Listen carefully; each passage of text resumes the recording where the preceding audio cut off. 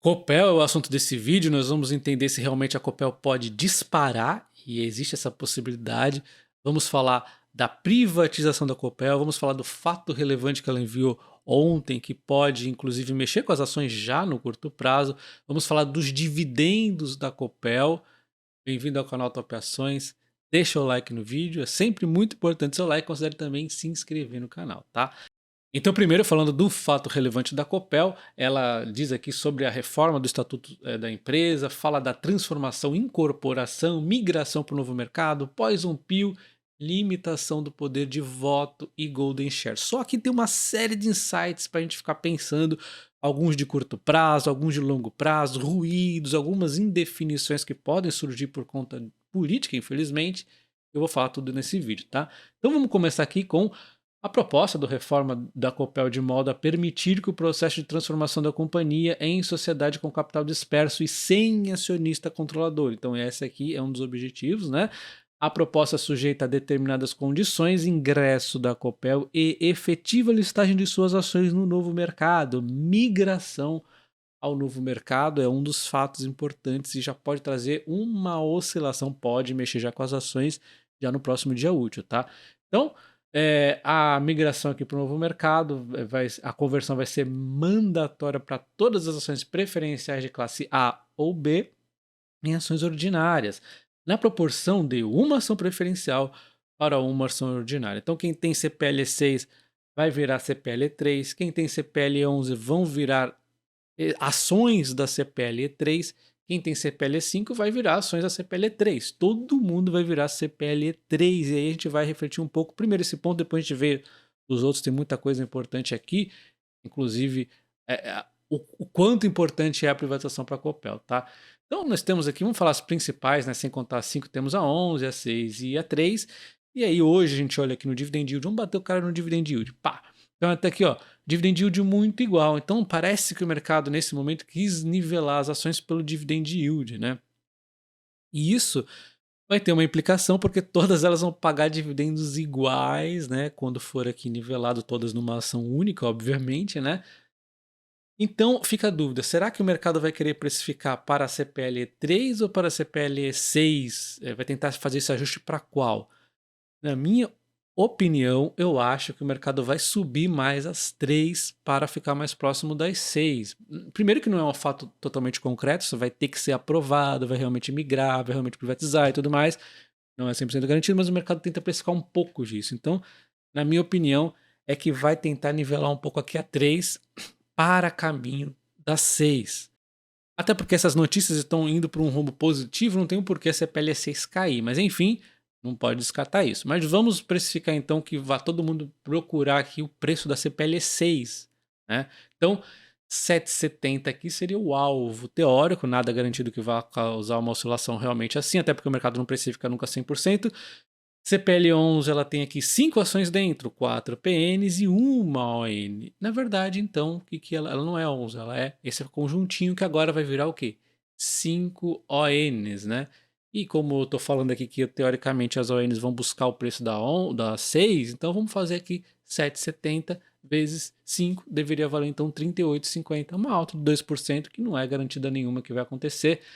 Já a CPL3, onde vai ter a maior impacto, né, teoricamente, 6,97 é o preço das ações hoje, buscando 7,70, ela deveria então subir cerca de 10,5%. De novo, não há garantia nenhuma, talvez o mercado nem mexa muito nas ações, porque nós vimos até outro dia a CPL3 com um dividendo maior do que a CPL6, não faz nenhum sentido, mas acontecia, tá? A gente vê no Bradesco até que tem mais liquidez acontecer esse tipo de coisa. Então, não pense que o mercado tem um juiz lá que fica apitando o que pode e o que não pode. O mercado faz o que ele quiser. O fato é que existe essa brecha aqui. Se realmente acontecer a privatização, acontecer a migração, esse seria o ganho se acontecesse hoje. 10,5%, tá?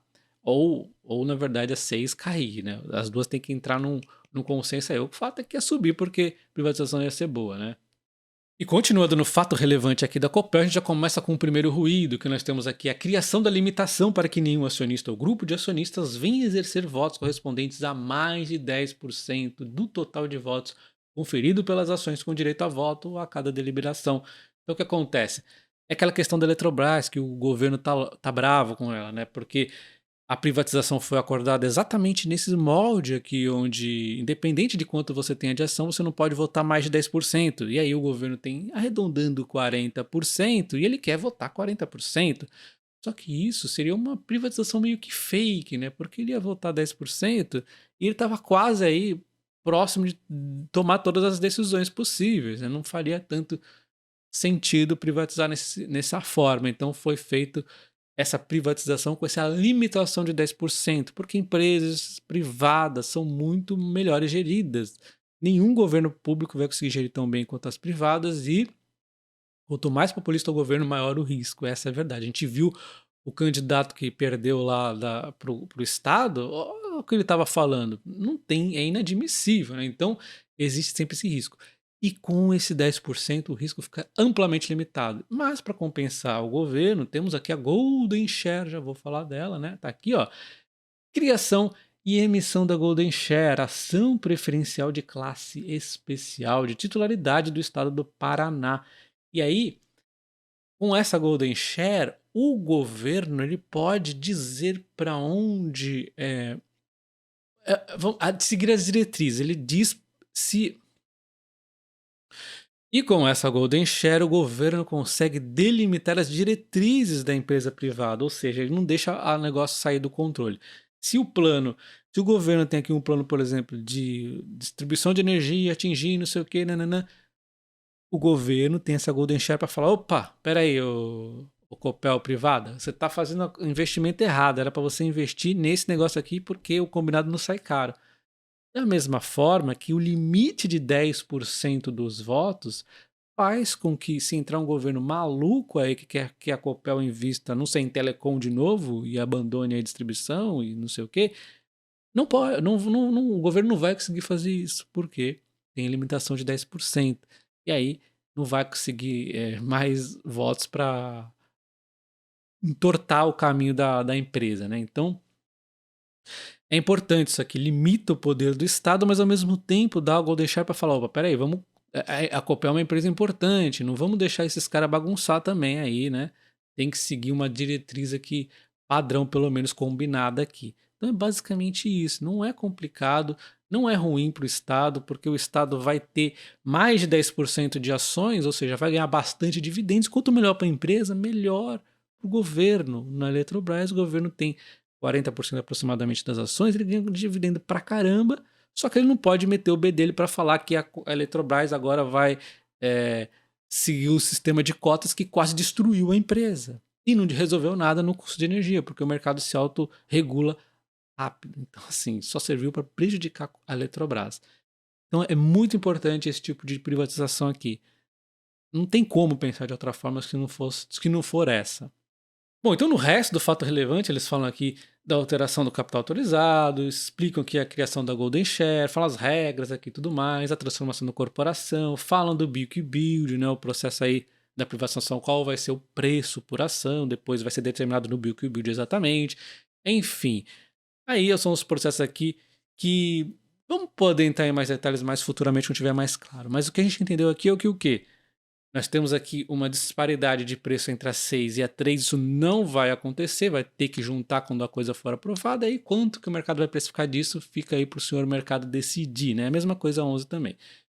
No caso da privatização, no meu entender, é super legal ter a Golden Share e ter a limitação de 10%, e aí fica o risco, né? Porque se o governo não quer com a Eletrobras, existe o risco da privatização da Copel, que está muito baseada na privatização da Eletrobras, dar uma meladinha e ter que adiar, né?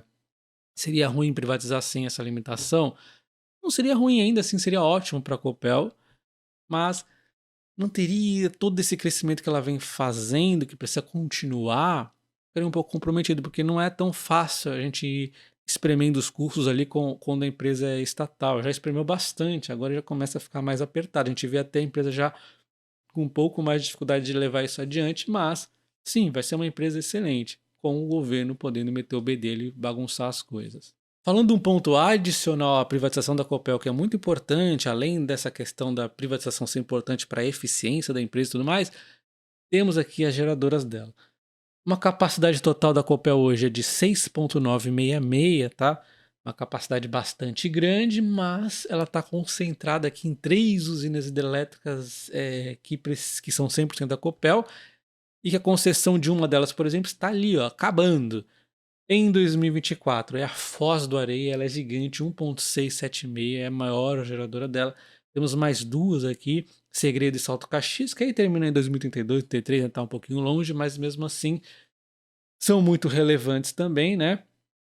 E aí a gente compara, então, olha só, aqui é a capacidade instalada, né? Eu peguei, mostrei aqui a capacidade instalada da empresa pela participação que ela mesma nos mostra, e somando a capacidade instalada dessas três aqui, representam aproximadamente 60% da geração da Copel.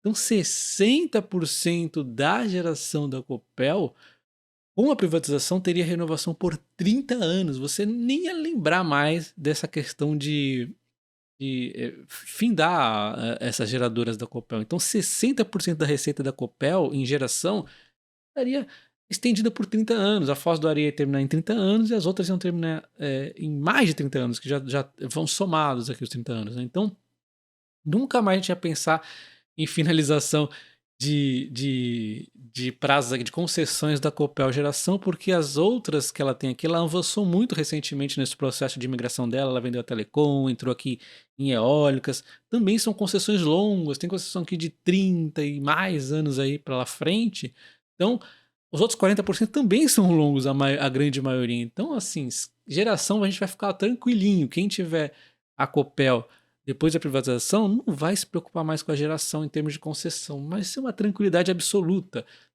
Aí a gente vai ficar um pouco mais atento aí às novas entradas de geração, vai ficar atento à distribuição de energia e vai ficar atento também à questão da transmissão de energia. No caso da distribuição de energia, a maioria das empresas também não tem dificuldade de renovação. Bom, então quais são as saídas da Copel? Se ela privatizar a empresa, então renova por 30 anos, ficando com 100% dessas três concessões, por exemplo. E se ela privatizar a elétrica, ela pode pegar essas três aqui e privatizá-la. Aí ela vai ganhar também 30 anos, mas ela vai ficar com apenas 49, no máximo 49,9% dessas concessões aqui. Ela vai perder 50% aí da receita dela. E é o que ela pode fazer, né? Ou simplesmente deixar aí para vencimento, que ela já falou que não iria acontecer. A Ortoga precisa ser investido 3,72 bilhões para renovar essas concessões. Então, assim, também não é de graça, né? É um dinheiro que vai voltar fácil, né? Porque essa renovação acaba não tendo concorrência e tudo mais. Porém, é um dinheiro que pode prejudicar os dividendos um pouco da empresa no curto, talvez, dependendo de como ela for fazer ali, barra, não vou dizer médio, né? Mas assim, um pouco mais de que curtíssimo prazo. Então, para quem pensar no longo prazo, vai ser super maravilhoso isso. Para quem pensar no curto, talvez possa se decepcionar eventualmente aqui com os dividendos da Copel. Um dos motivos é essa ortoga gigantesca. Bom, então vamos falar da questão dos dividendos. Nós temos hoje um preço teto de 9,26 na CPLE 6, uma margem de alta aqui de 20,4 pelo preço teto histórico recente da empresa. Será que ela vai conseguir manter os dividendos nesse patamar? O fato é que a empresa tem uma política de dividendos hoje que segue aqui a questão do lucro e também da alavancagem. Nós estamos numa alavancagem aqui, nessa faixa, inclusive é a meta aí da empresa, mantém entre 2,5 aproximadamente, talvez um pouquinho menos. Ela dificilmente vai para essa faixa, mas nada descarta que ela vá, por conta desse processo de investimento aí, pode estar acontecendo, inclusive nas outorgas e tudo mais. O fato é que hoje ela está neste patamar aqui, e aí levaria ela então a um dividendo de 50% do lucro líquido limitado ao FCD, que poderia inclusive já reduzir este dividendo dela aqui, né? E falando dos dividendos que eu prevejo da Copel para o ano, fica muito complicado. Eu até pus um asterisco aqui. Quem é membro do canal tem acesso aqui aos preços teto de diversas empresas que eu coloco. A Copel está entre elas, mas o meu dividendo de 7,14 para o ano exercício, ou seja, dezembro e abril de 2024, fica um pouquinho instável, né? Não dá para a gente garantir. 55 centavos seria aqui a minha previsão, 9,17 de preço teto, uma margem de 19%, mas não dá para cravar isso, tá? Temos uma série de coisas, temos a própria dívida que deu uma aumentadinha, temos aí os investimentos, temos a privatização, temos tudo aí acontecendo. Então, o mais legal é você pensar na Copel num longo prazo, tá? O preço justo aqui das corretoras tem subido, já tem com uma margem de 24,3%, segundo o consenso agora de junho. Preço justo a gente pode até inclusive achar aqui no site da Copel, tá? 9,57 para CPL 6, onde tem mais bancos aqui fazendo cobertura. E vale destacar, considere se tornar membro do canal, pessoal. R$ 7,99 você ajuda o canal a se manter, tem vídeos exclusivos, tem acesso a preço, teto, dividendos e tudo mais. E espero que vocês tenham gostado do vídeo. Um abraço e até o próximo. Valeu!